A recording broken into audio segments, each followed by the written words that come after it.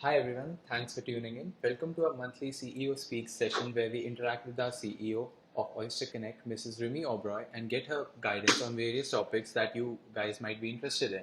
So, hi Remy, how are you doing? I'm very good. Thank you so much, Hitesh. So, today we will be talking about resumes and the problems students might be having with making their resumes as they would be Absolutely. applying now. So, my first question to you is you've been a recruiter in the past and now you are running a company. How do you think over the past few years the resumes have changed? All right. Um, I've been a recruiter almost 20 years ago, and I've been running this company for almost 7 to 8 years. And I think in this last decade or so, there's been a huge jump in the way resumes are created, and I think it's a great direction. Resumes did not have clarity in terms of what was important, and hence, as a recruiter, I had to actually search for the right kind of information. But here, the way the font size, the color, and the grouping of data has been created in today's time makes it very easy for a recruiter to look at information and hence be able to process a resume in a better way. I think that's really good. I think it's got to do with the change in technology, templates available, ease of creating a resume that's made it easier for young people to make it. And I think it's a great, progress in the right direction. So, on an average, how much time do you spend on a particular resume? That's a good question. Interestingly, with technology, you're browsing a resume on a computer. You're not no longer looking at it as much on a physical piece of paper, and that's because of which you actually spend lesser time. You can scroll so fast. So I think a decade ago, I would have been spending up to a minute. I think now it's half, maybe 30 seconds. So, there have been many debates that resumes should be short and precise.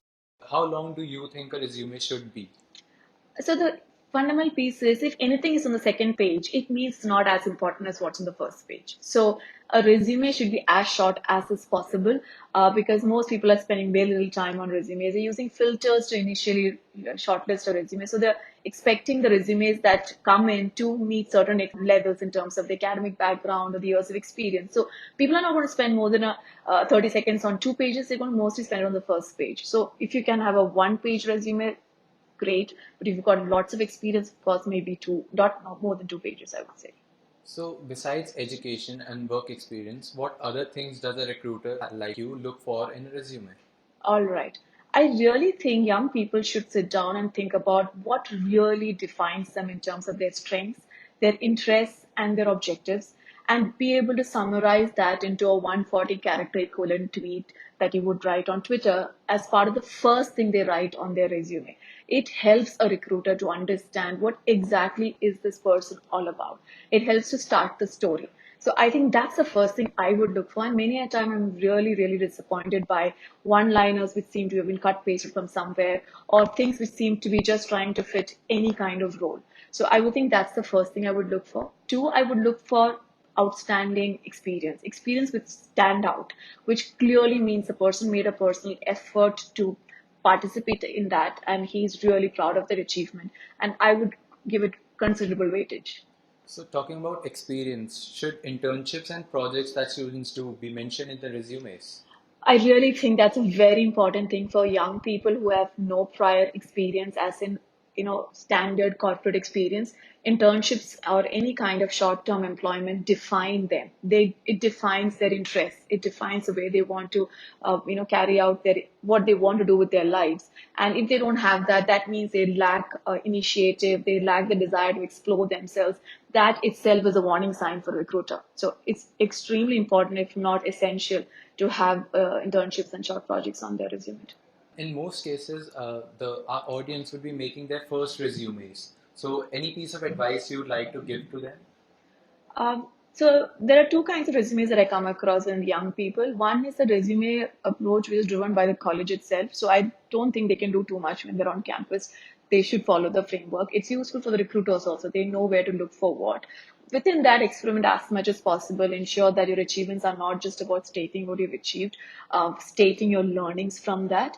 But if you have freedom to kind of build a resume your way, I think there are a lot of interesting templates where you're able to immediately group your skills, strengths on the left side, immediately below your facts about where you live, and your phone number, coordinates. So it'll be useful to immediately get draw attention. Writing a great objective, like I mentioned earlier, would be really useful, because the rest of the stuff is very similar when you're a young person. You've just passed out from college, and hence the kind of specifics would be very similar. So it'll be useful to put in some creativity in your resume to stand out.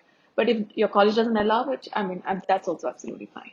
Thank you so much, Remy, today for sitting with us and enlightening our students in the field of how to make resumes.